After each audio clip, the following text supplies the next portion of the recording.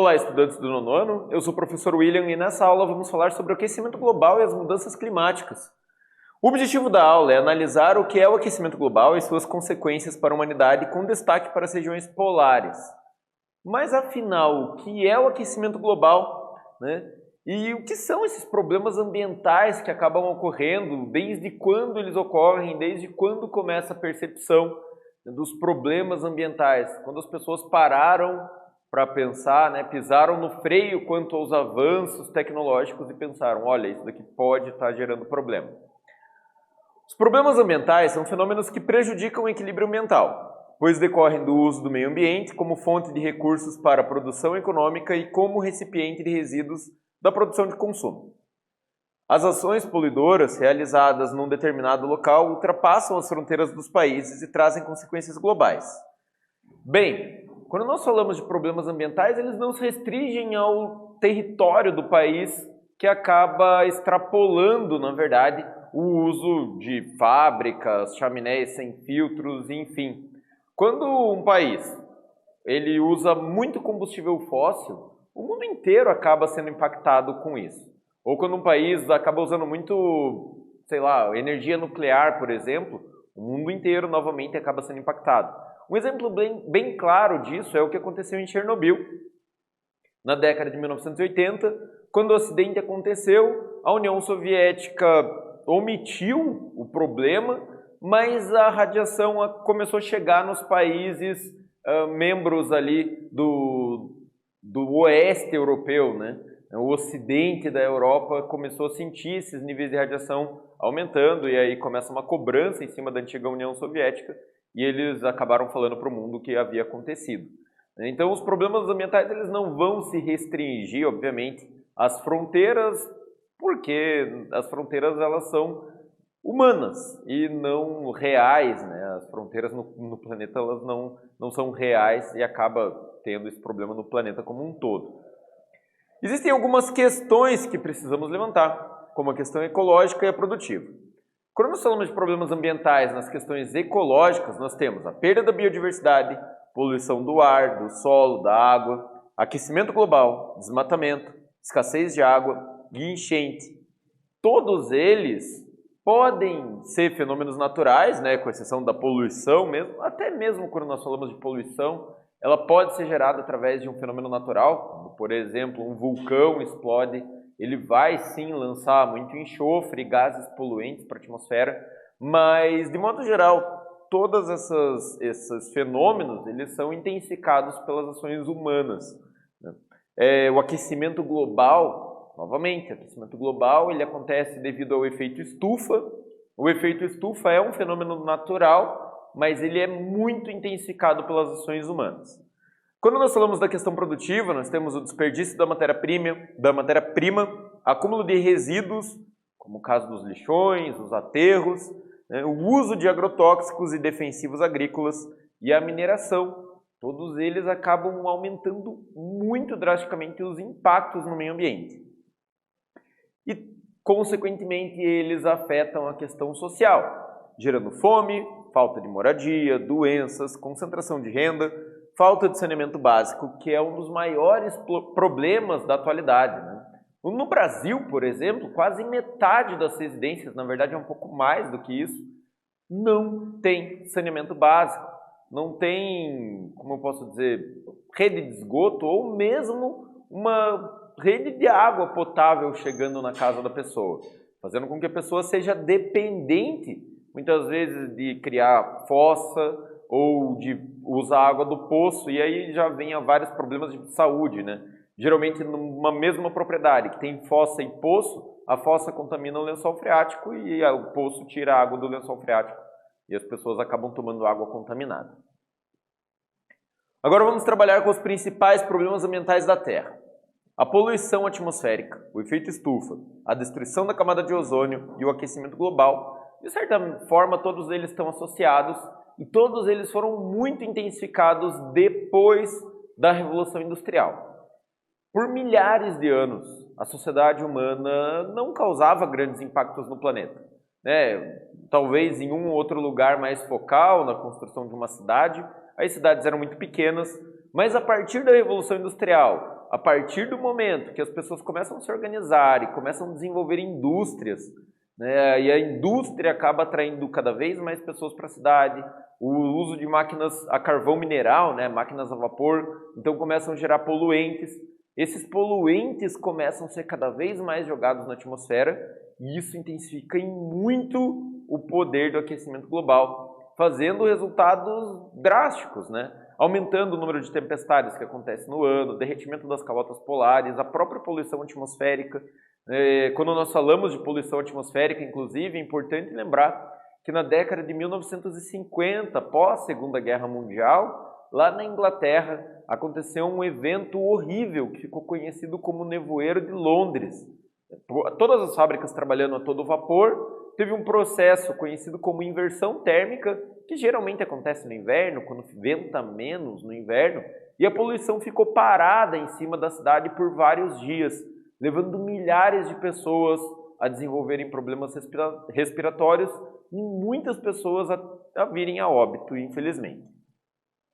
Sobre a poluição atmosférica do ar, ela é causada por gases poluentes, gerados principalmente pela queima de combustíveis fósseis e atividades industriais. As atividades industriais são as maiores responsáveis, mas a queima de combustível nos trens, nos caminhões, nos carros, de modo geral, né, ou qualquer veículo automotor, acaba gerando, sim, grande impacto. A grande questão é, quando eu uso um combustível renovável, como por exemplo o próprio álcool, não é que ele não gera poluente, mas eu tenho que lembrar de onde vem o álcool. Aqui no Brasil, o álcool ele é produzido com a cana-de-açúcar e a própria cana é uma planta que sequestra gás carbônico. Então, o gás carbônico que eu estou jogando de novo na atmosfera, ele já é um gás carbônico que estava na atmosfera há alguns meses antes disso. Agora, quando eu queimo petróleo, eu estou jogando na atmosfera gás carbônico que estava parado muitas vezes desde antes da era mesozoica, desde lá da paleozoica, antes de ter dinossauro no planeta Terra. Então, eu estou devolvendo para a atmosfera uma grande quantidade de gás carbônico que estava na atmosfera antes da vida funcionar da forma com que nós conhecemos. É como se, por algum motivo, há milhões de anos atrás, tivesse sido aberta uma gaveta, todo aquele gás carbônico que impedia o desenvolvimento da vida como a gente conhece, tivesse ficado guardadinho dentro dessa gaveta, essa gaveta fosse fechada, e há 200 anos atrás alguém fosse lá e abrisse essa gaveta e começasse a jogar esse gás carbônico de novo no ar. Sobre o efeito estufa. É um processo natural e essencial para a vida do planeta. O vapor da água e os gases presentes na atmosfera retêm parte da radiação solar incidente, mantendo o planeta numa temperatura adequada. O problema: as atividades humanas emitem gases de efeito estufa em grandes quantidades, potencializando esse fenômeno. Então é natural que o efeito estufa aconteça. A radiação solar, como nós vemos nesse exemplo, ela vem pelo Sol, entra pela atmosfera, reflete na superfície, volta para a atmosfera. Quando ela volta para a atmosfera, parte dela acaba ficando retida na atmosfera e volta a bater na Terra. É como se os raios solares ficassem presos, se a gente for tentar falar de uma forma mais simples. Mas grande parte disso acabava voltando para o espaço. Graças ao aquecimento global, graças ao efeito estufa, é possível a manutenção da vida no nosso planeta. O planeta não fica muito frio durante a noite. Então o efeito estufa ele é essencial para que tenha vida. Só que quando eu intensifico demais a grande quantidade, os gases do efeito estufa, cada vez mais os raios solares ficam presos na atmosfera, deixando a Terra cada vez mais quente. E isso pode gerar muitos problemas, inclusive um inverno nuclear. Um inverno nuclear não, mas um grande inverno. Se todo o planeta estiver fechado, com muitas nuvens e poluentes, os raios solares, ao invés de ficarem presos aqui dentro, eles acabam não entrando mais. Então, nós podemos saltar de uma temperatura extremamente quente, no caso, extremamente alta, para uma temperatura muito baixa. Lógico que isso é algo que é previsto para daqui milhares de anos, mas se nós intensificarmos demais a emissão de gases, pode acabar antecipando muito esse processo. Ainda sobre o efeito estufa, é um processo que ocorre quando uma parte da radiação infravermelha emitida pela superfície terrestre é absorvida por determinados gases presentes na atmosfera. Como consequência, o calor fica retido e a temperatura global aumenta. Os principais gases responsáveis pelo efeito estufa: o dióxido de carbono, o metano e o dióxido de nitrogênio, e todos eles são muito usuais, né, quando nós temos queima de combustíveis fósseis. Muitos deles acabam aparecendo aí na atmosfera. Aqui a gente tem um esquema do efeito estufa, né, como ele vai acontecer.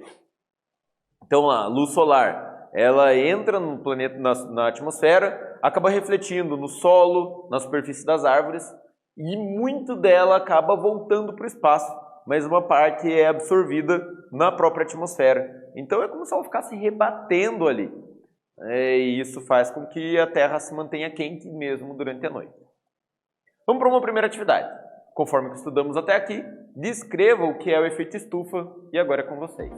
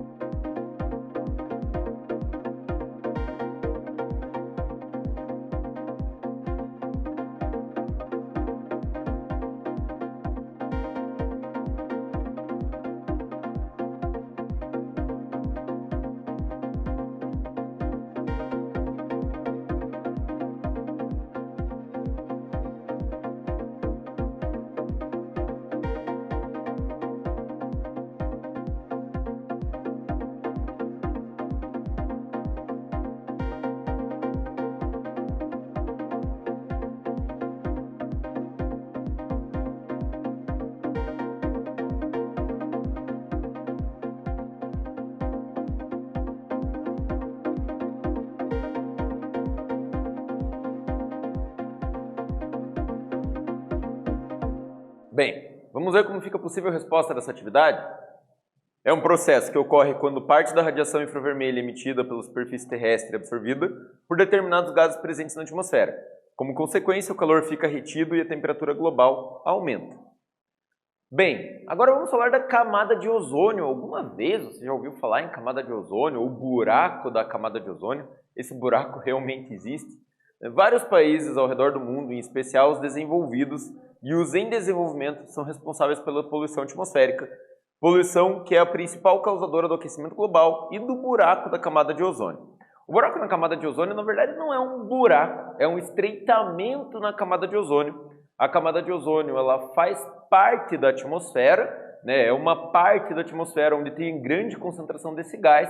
Esse gás ele é responsável por filtrar raios infravermelhos e ultravioletas do Sol, né? E aí, nos polos existe um estreitamento, e esse estreitamento é bastante natural durante o inverno. Novamente, é um fenômeno natural intensificado por ações humanas. Os gases emitidos para a fabricação de isopor, por exemplo, ou então os gases que são usados nos refrigeradores, podem causar o aumento nesse estreitamento. E aí acabam entrando cada vez mais raios ultravioletas, aliás, que podem gerar diversos problemas, dentre eles o câncer de pele. Então, aqui nós conseguimos ver que desde 2014 o buraco da camada de ozônio ele vem diminuindo. Isso acontece porque cada vez mais as pressões dos órgãos ambientais acabam fazendo com que as empresas diminuam a emissão dos gases que danificam a camada de ozônio. Ainda assim, os lugares mais afetados pelo buraco da camada de ozônio são os países aqui do hemisfério sul. E o Brasil entra nessa. Principalmente os estados do sul do Brasil. Paraná, Santa Catarina e Rio Grande do Sul são os lugares onde durante o inverno é mais perigoso tomar sol. É extremamente importante usar protetor solar, porque por mais que esteja frio, os raios solares eles acabam passando muito raio ultravioleta raio ultravioleta pelo buraco da camada de ozônio nessa época. Bem, sobre o aquecimento global. O aquecimento global refere-se ao aumento da temperatura do planeta causado por grandes emissões de gases que intensificam o efeito estufa. O dióxido de carbono, metano, óxido nítrico e clorofluorcarbonos, os CFCs, originados principalmente da queima de combustíveis fósseis, como petróleo, carvão mineral e também da madeira. As consequências do aquecimento global, né? Vamos dar uma olhada aqui. A previsão do aumento da temperatura global, derretimento das calotas polares e o aumento do nível dos oceanos, é importante pensar aqui que quando nós falamos de derretimento das calotas polares, o problema maior é no Polo Sul. No Polo Norte, você tem gelo em cima de oceano. E esse gelo ele não vai fazer uma grande diferença no nível, né? Tem algumas pessoas que defendem que a água salgada pode acabar tendo uma diferença no nível, mas o maior problema acontece no Polo Sul, quando eu tenho gelo em cima do continente. E quando esse gelo derrete, ele vai escorrer para o oceano e aí sim vai aumentar e muito o nível do mar. A extinção de espécies e danos a diversos ecossistemas, isso acaba sendo bastante óbvio, né? Se eu estou acabando com um ecossistema, como é o caso do Polo Norte, onde várias espécies vivem em cima de calotas polares, essas calotas vão deixar de existir, essas espécies vão entrar em extinção. Riscos de conflitos em decorrência e escassez de recursos naturais, isso já vem acontecendo recentemente no mundo, principalmente por questão do petróleo, mas a água pode virar um novo alavancador de conflitos, modificação dos padrões de produção agrícola e problemas de saúde também. Agora falando um pouco, né, dos polos lá no Ártico. O derretimento das camadas ou das calotas polares, muitos ursos polares se afogam, pois precisam nadar distâncias bem maiores entre as placas de gelo. Ali tem um gifzinho de um urso sofrendo um pouco com o bloco de gelo. Infelizmente, esse tipo de cena é cada vez mais normal e esses animais eles acabam tendo que fugir para lugares com temperatura mais quente, não se adaptam e provavelmente vão entrar em extinção. É importante saber que os efeitos do aquecimento global no Ártico, somado à poluição e emissão de gases e de partículas resultantes da atividade industrial da América do Norte e da Europa, têm contribuído para a alteração desse ecossistema, que é um dos mais vulneráveis do planeta. Outro problema que nós podemos falar na região do Ártico é principalmente ali o norte da Rússia e do Canadá, onde nós temos solo congelado, que é uma região conhecida como permafrost.